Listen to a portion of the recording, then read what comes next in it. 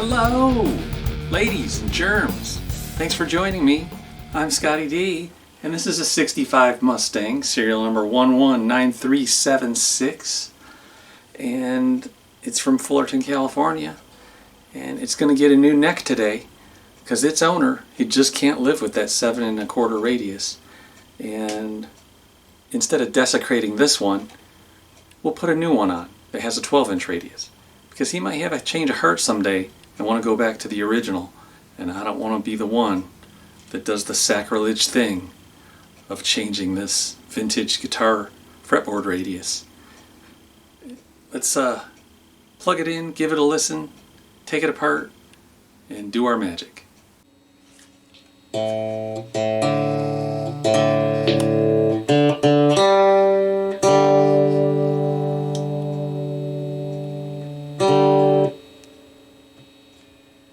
Doesn't seem like there's a ground wire problem. I don't know about these little standard flat-headed screws here. These don't seem original, although they're old. I've worked on a lot of old Fenders lately, and they all have Phillips head. But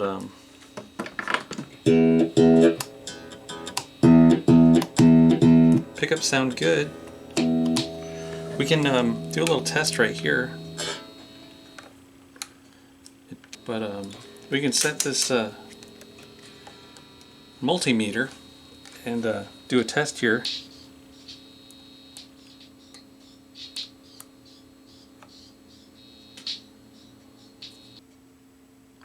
Well, might be something else we can fix on this guitar. So on any other normal guitar, you would come in here and touch one of the leads to ground, and then touch one of the leads to the string, and get that sound.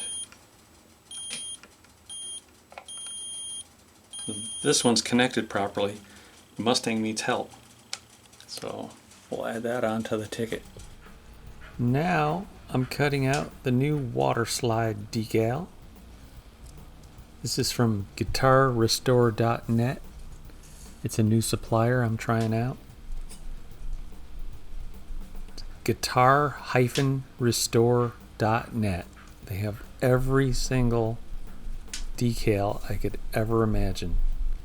Fender Mustang, Fender Duo Sonic. I think I keep calling this a Mustang, but it's a Duo Sonic. Sorry.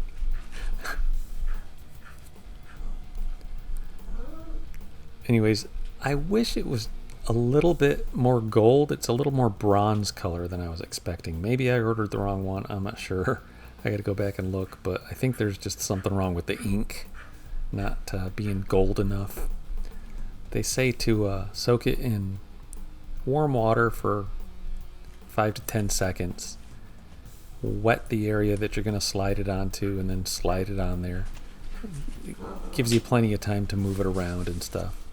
Once you get it where you need to have it, you mop up the excess water with a paper towel, but you do not wipe across the decal. Whatever you do, don't wipe it. You just want to blot it up, or sponge it up, or whatever. Then you can take a soft paintbrush and wipe some of the water off the decal, off to the edges, and then mop it up off of the perimeter there.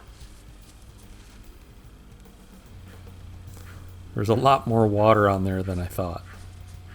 If you hear a dog in the background panting heavily, that's Scooter. He's the old Boston Terrier. He's a 40-pounder.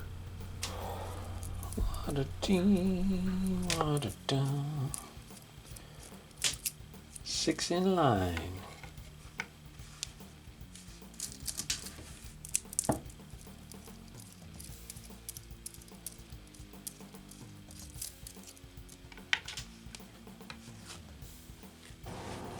Just have to get one more string tree before I'm done with this thing. I'm gonna have to order one.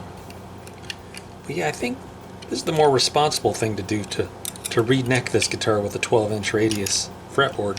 Because you can get these Squier Bullet Mustang necks pretty cheap and paint them not have to sand off the wood on the original. Back then we'd do all sorts of stuff back in the 80s and 90s. You'd put a Floyd Rose on that thing if you wanted one. Yeah, like back in the 80s, it wasn't not uncommon for someone to put humbuckers in a Mustang or put a Floyd Rose tremolo here, not even think twice about it. But nowadays you got to think about, destroying the value of a vintage instrument. We'll never have it. I think the responsible thing to do is leave them all the way they are. This one's been modified with these saddles here. Now I can understand there are certain parts on a guitar that are totally replaceable, like the frets and the nut and these saddles. You could replace those; they wear out. But, leave the neck wood and the body wood alone. Swap the neck out, put a ground wire on this thing, and see how she sounds. It should play a lot better for this player. Now, if I were to route this out for a Floyd Rose or something, and someone were to view that on YouTube and just go ape shit over it, I would understand. But I have people going ape shit over really stupid stuff. Is that what you would call it if you're commenting in all caps, just getting like hostile about me using a drill, like a low voltage battery powered drill on a guitar? Someone was freaking out. I don't know if they might need to consider being put in a straitjacket or something, because this is the 21st century. We use electricity nowadays. Even when these guitars were built, they used power tools and saws to build them and put them together. So I think it's perfectly okay to use a drill. I mean, what's the worst that could happen? It's 20 volts.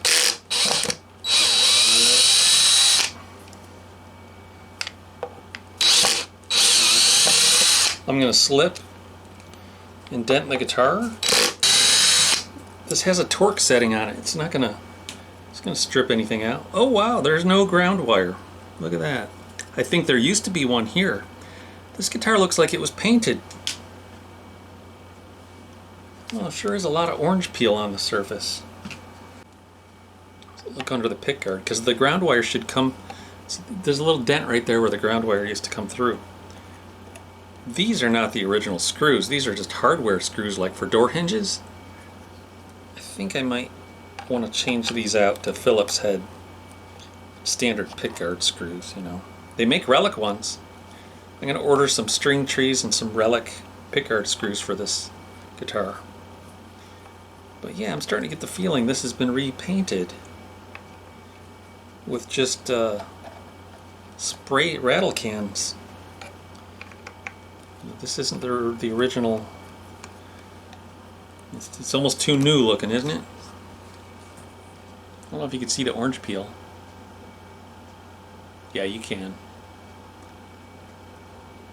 No wonder there's no dings in this guitar. It's been refinished.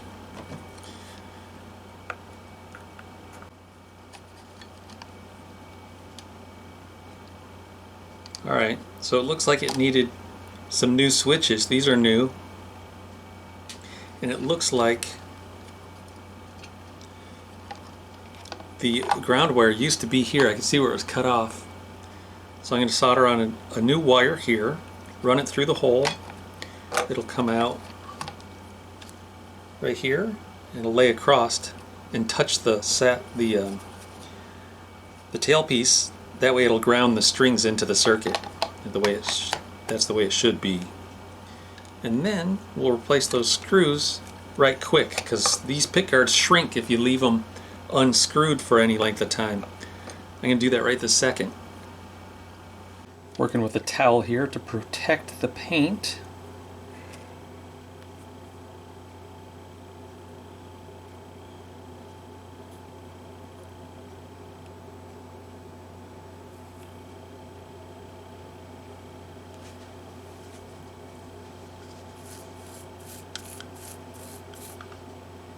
And that's it.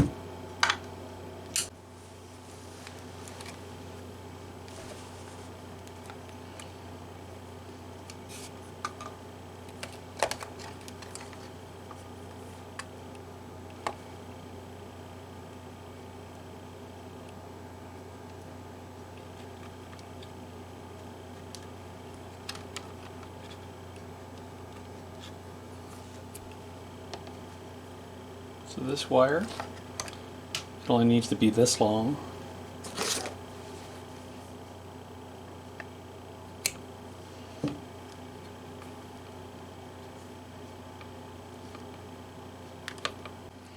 Next thing I like to do is flatten out the wire.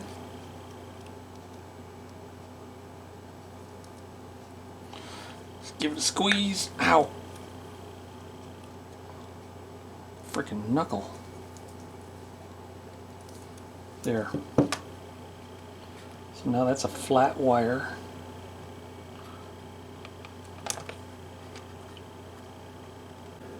Alright, so see it there? That should be enough so that when the bridge gets screwed down, that little wire gets trapped underneath that plate, and that'll ground the strings to the circuit. Alright, wait for it. There it is. Continuity. Should be much quieter now. Sometimes when I'm fitting a new neck on a guitar, these holes don't line up exactly, and so what I found out by trying it out on the body is that these two holes pull the neck out of the pocket too far, but these two holes are fine. So I'm going to have to dowel these ones. And the weird thing is that it's kind of an in-between. These holes are in between this size and that size. So I have a little trick for sizing the bigger one down to fit this exactly. I want to show you. It's something that you might find useful someday. Hopefully. I know I sure did. Instead of drilling out a gigantic hole that fits this, we're gonna make this fit. Make this fit that. It's pretty cool. Check it out.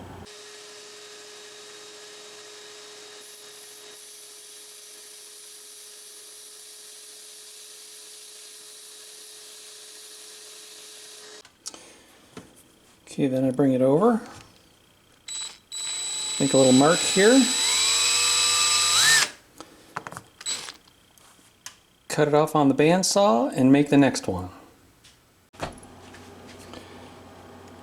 So we'll glue these into place. We'll use Titebond because we do want the wood to swell in this scenario.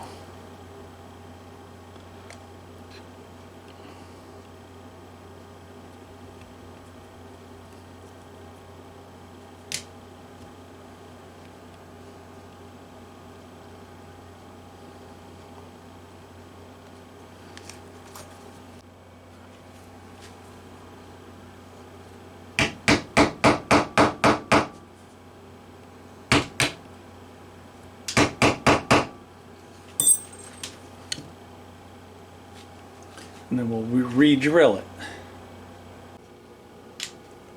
Someone told me that the 2 on the other Strat that I was showing you stood for Strat, and like 8 would stand for Mustang or something. I thought it was the 8th day of August. Can anybody confirm that for us? What's that stand for right there? Obviously it's a 65, just like you thought it was. And we'll put this one up on the shelf. Next thing I do is I tie some dental floss to the tuners up there and pull them taut here to see how my string spacing is. If I need to shift it one way or the other, like I can decide where I'm gonna,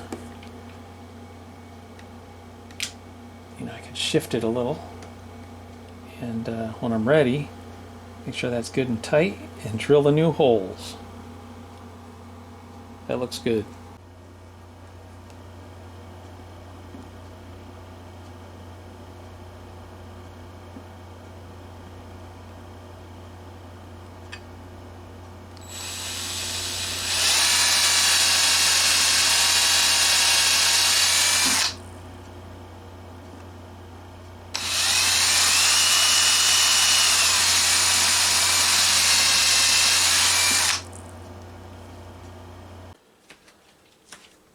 I think we're doing the responsible thing here by putting this one away. I think someday he might decide, I'm going to find a new bushing. I mean a bushing that matches these old ones, replace that, and have this thing refretted, and just accept the 7 1/4 radius for what it is and adapt to it instead of trying to make it adapt to me. I think when he gets older he'll start appreciating that. And, we don't want to desecrate Leo's design. And I think it's almost unholy, like I said. I think Leo should be sainted. Saint Leo. Kind of has a ring to it, doesn't it? Sealed off for eternity in its sarcophagus.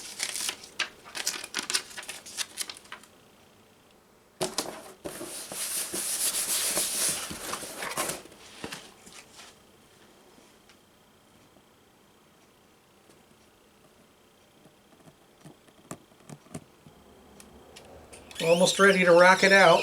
We're going through with some 9 through 46 gauge strings here. I'm already just so happy with this, and you know, it was only a few hours of work, and he thought he was looking at a $500 refret job and changing his guitar neck and devaluing his by changing the radius, where I suggested we do this instead. He's still got his original. He can always revert back to it if he wants, or if he sells it he can say, here's the original neck, do with it as you please, and the next guy will be happy. It's one small step for man, one giant leap for guitar restoration. Don't touch that dial. We're gonna listen to this thing. I love this little tool from Music City Bridge for adjusting saddles. Gotta get you one.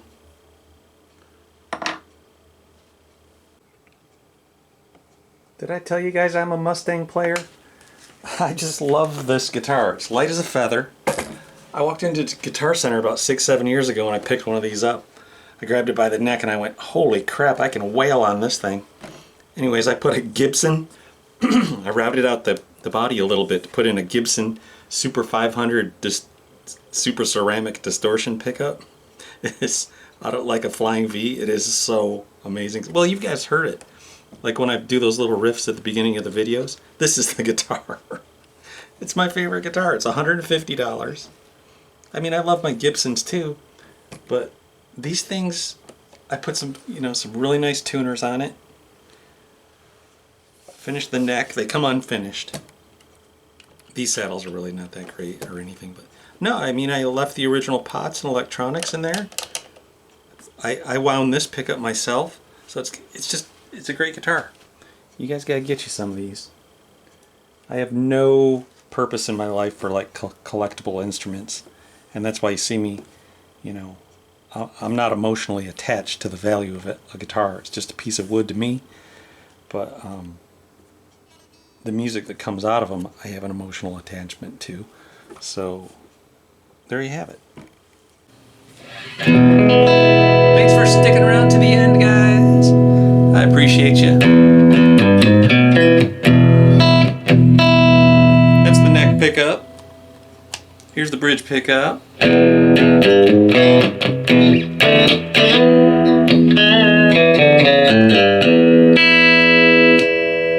they are together, out of phase.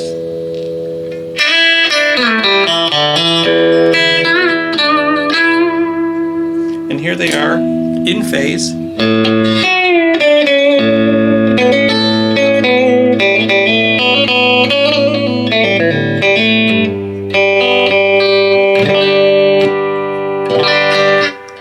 So you got out of phase and in phase. And then you got bridge. And you got the neck.